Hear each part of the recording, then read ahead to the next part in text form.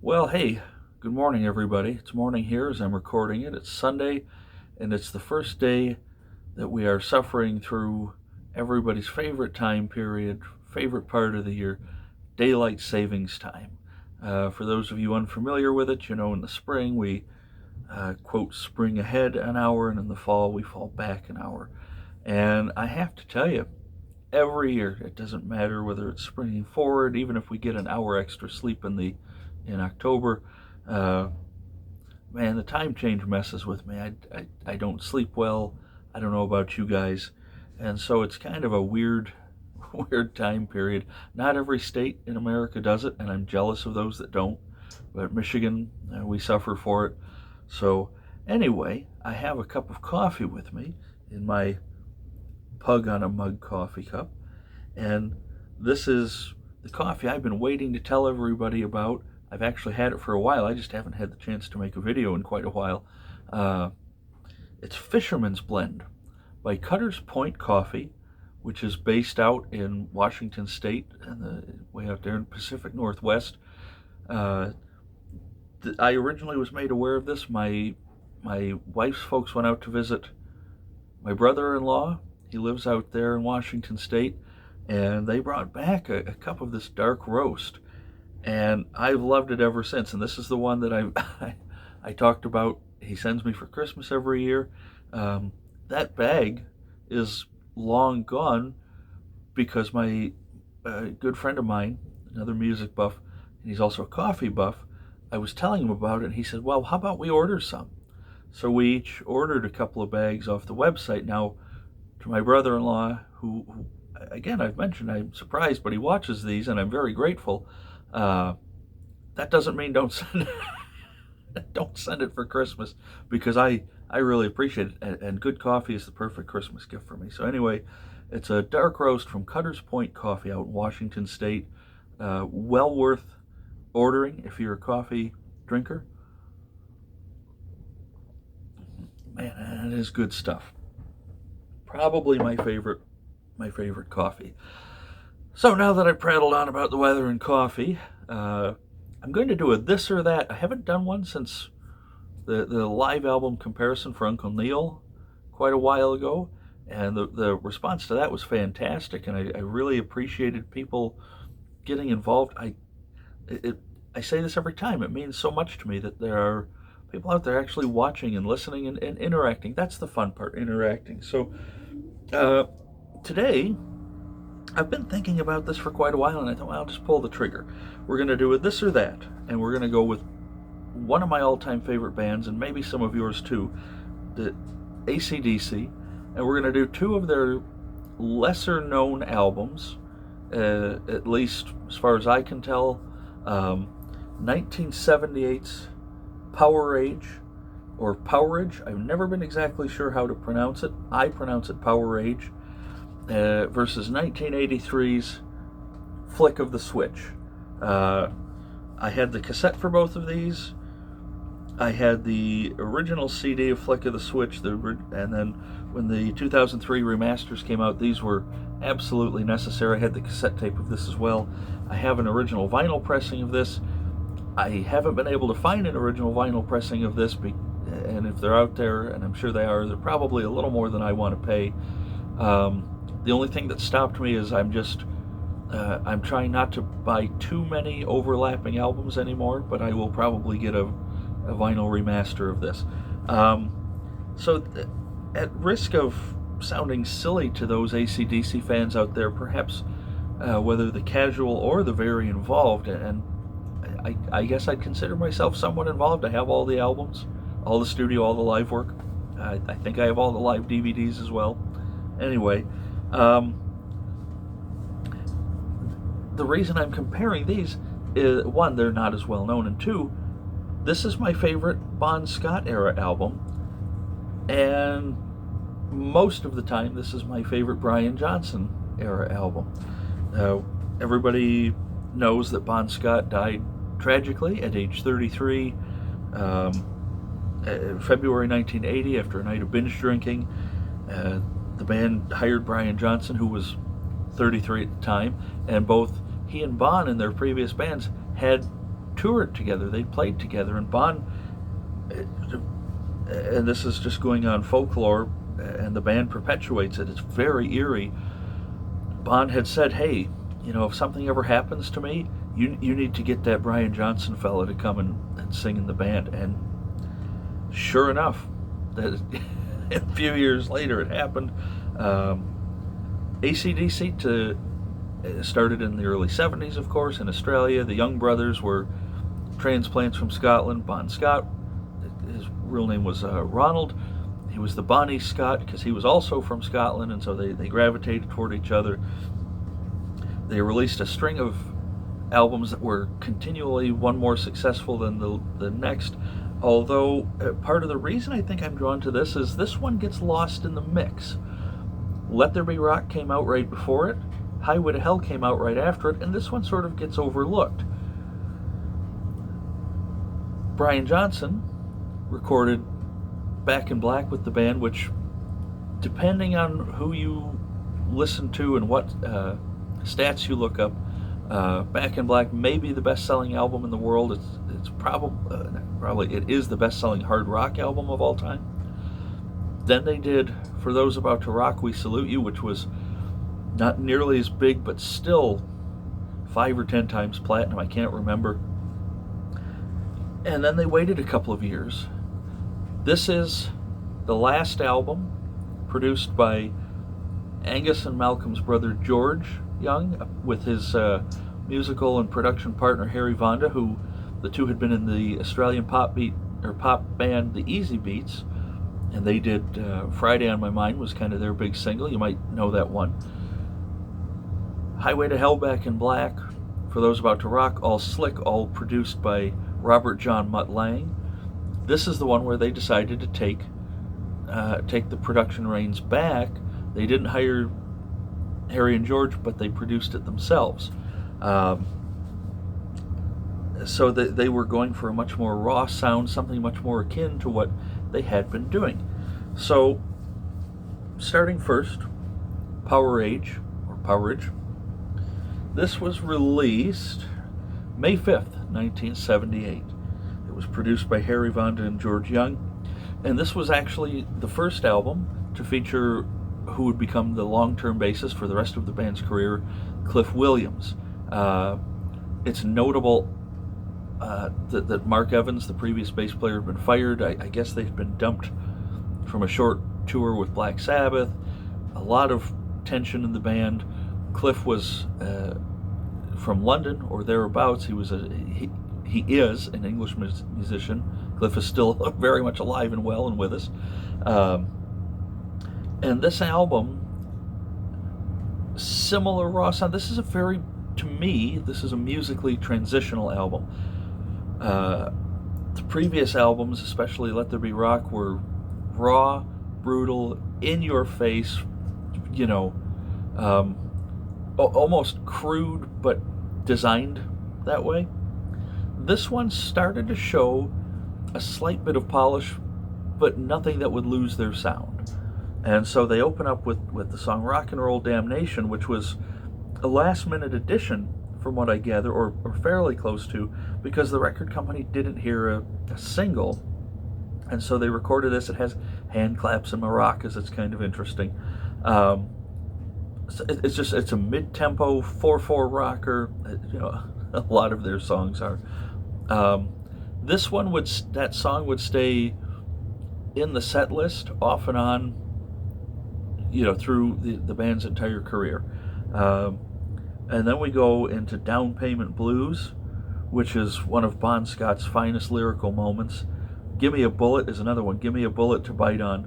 Give me something to chew, And then a song almost about themselves and their fans in a gloriously loving way. Riff Raff. Then sort of the sinister sounding Sin City starts with a deep bass. There's another one that would stay in the set list off and on for many years, and that wrapped up. That actually began side 2, I believe, on the original LP. Again, I'm disappointed because I don't have the original LP. It's hard to find at a good price. I'm gonna have to get the album anyway. What's Next to the Moon is a really interesting one on here. Sort of upbeat, a little faster paced. Gone Shootin', track number 7 on here, is interesting because I don't believe I had the cassette tape of this, or even anything, when back in the 90s, Gone Shootin' was featured, of all places, on the Beavis and Butthead Do America movie. Mike Judge got permission to use it, of course. The cartoon characters Beavis and Butthead were enthralled with AC/DC. It's a very funky, bluesy song, unlike anything they had done to that point. Great rhythm on it. Phil Rudd, the drummer, and Cliff Williams, the bass player, were just in sync from day one on this. At least that's how it sounds. And so, really great, not slow blues, just sort of slower, real, again, I use the term funky, and that's normally not something you hear for AC/DC. But that's definitely a hint of that on the bass line here. And then maybe, if not definitely top 5 Bon Scott-era songs, Up to My Neck in You, which is just funny as all get out. Absolutely love that song. And I was sort of reintroduced to it. I believe it was the Stiff Upper Lip tour that they brought that song back. And Brian Johnson did a killer job on it. But this is just fast-paced, in-your-face, great song. And then they close out with Kicked in the Teeth again, a lament to, love and relationships gone bad, but it's furious. The pace on it is furious. Bon Scott opens by just screaming, "Two-faced woman with your two-faced lies." And it just, from start to finish, just a killer record here. And so then, we skip forward a few years. Excuse me, I have to have a sip of Fisherman's Blend by Cutter's Point Coffee. Okay, maybe a gulp.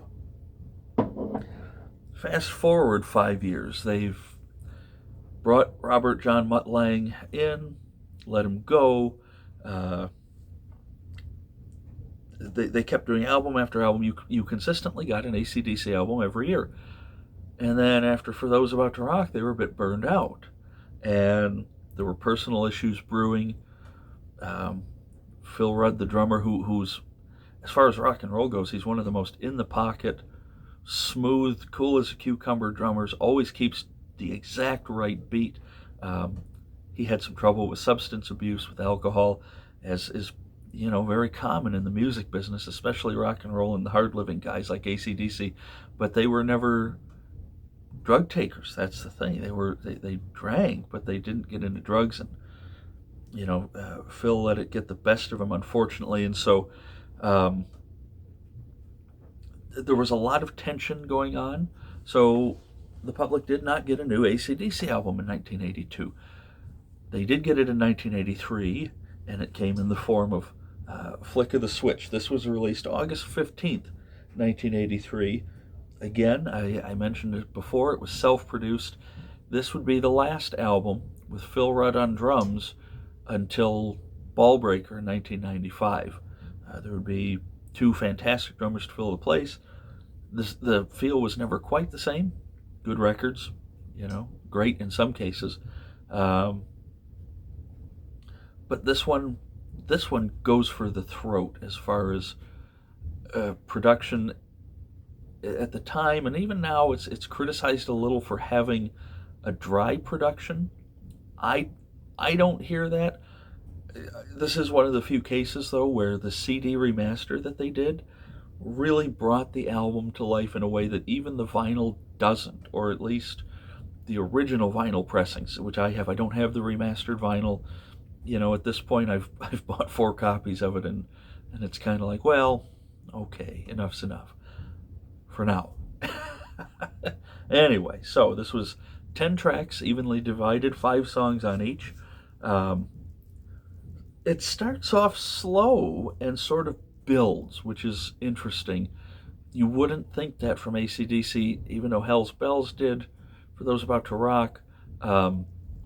This is not, the opening song on here, Rising Power, is not an epic song like Hell's Bells or For Those About to Rock are. So Rising Power is a sort of a slow bruiser. Definitely a lot of double entendre there. The whole point of this album was to get back to basics. Brian Johnson's dad came and saw them on this tour. There's a note in here in the liner notes where he said, I fought at the Battle of Monte Cassino, and the boys here were louder than that battle. And it's a total sidebar. If you've never read about the Battle of Monte Cassino, which was a monastery in Sicily, and a lot of great works of art were held there. There was a huge, very bloody, very brutal battle in World War II, and apparently Brian Johnson's dad was a part of it. Anyway, then they go to something a little more commercial sounding as far as AC/DC goes. This House is on Fire. The title track, Flick of the Switch, Gonna Blow You Sky High, really gets things moving. Then they slow it down just a little bit again for Nervous Shakedown,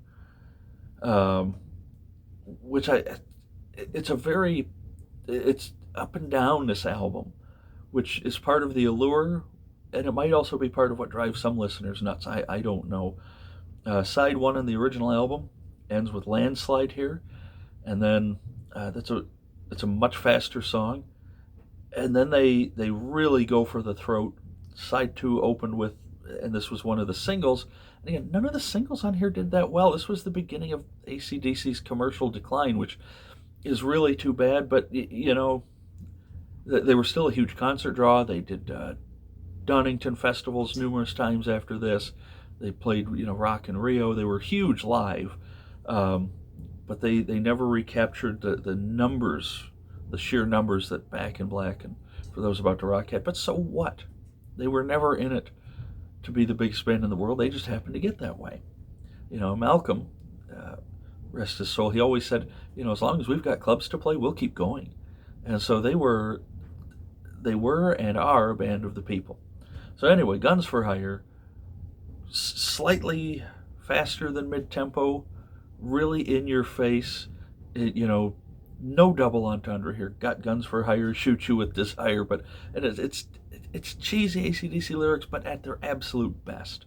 And then, slows it back down, Deep in the Hole, kind of self-explanatory. One of the few autobiographical numbers on here, which is kind of interesting, Bedlam and Belgium. They had played a gig there. I forgot to write down the name of the town, I'm sorry. They had played past 11 o'clock, which was the curfew, and it started a riot with the police, and the police were, cracking skulls with their nightsticks, and it was a mess. And so they wrote a song about it, and oddly, it really works. And then I would pay big money if AC/DC, to my knowledge, they never played Badlands in concert, and it's this sort of cowboy western, and there were a lot of ranchers and cowboys in Australia, still are. This full of just bravado, machismo. Badlands is the name of this, and it is this slow, raw blues number, and it's just got this beat, and it's just killer. My favorite song on this album by far. Not one of the faster ones, but Badlands. I'm a pistol packing man, got my gun in my hand. That's how it opens. So please don't sue me for copyright. I won't even try to butcher the melody or Johnson's voice. And then it closes with kind of a song, about headbanging and everything. AC/DC has always written a lot of songs about their profession, rock and roll, Brain Shake. And so you have what I consider a very, very strong album. I don't even know, I'm not going to necessarily say that this is their best. It's not a perfect album, What I'm saying is it's my favorite of the Brian Johnson years. And you fellow music fans out there know that there is a difference between best and favorite. None of the songs on here made it past this tour, which is criminal to me. A couple of guys I used to work with that were a fair bit older than me, they're probably pushing 60 by now, mid to late 50s. They actually got to see this tour at Joe Louis Arena in Detroit when it hit, and they said it was thunderous, it was loud. It opened with Angus up on his Marshall stacks, and the show opened with Guns for Hire. There's a lot of video footage of that. Well, not a lot. There are several of the videos were made live, shot, pro shot there at Joe Louis. They're available on the different DVD box sets, and so well worth checking. You can see the band was just on fire. By that point, Phil Rudd was gone. Simon Wright was brought in. Simon Wright is an English musician. He's still with us too, of course. He would go on after this to play with the Dio band. By bringing him in, it meant there were no native-born Australians in the band anymore, which was interesting. Angus and Malcolm moved there when they were just tots, and so AC/DC is and always will be an Australian band, but there were no native-born Australians after Phil left the band. So anyway, this is painful. I'm this or that, because some people so close-minded that they'll only listen to the Bon years. And then there are people who much prefer the Brian Johnson years, and I can see that too. For many years, I much preferred the Brian Johnson years, and it took me a while to go back and listen to the Bon years because they are different.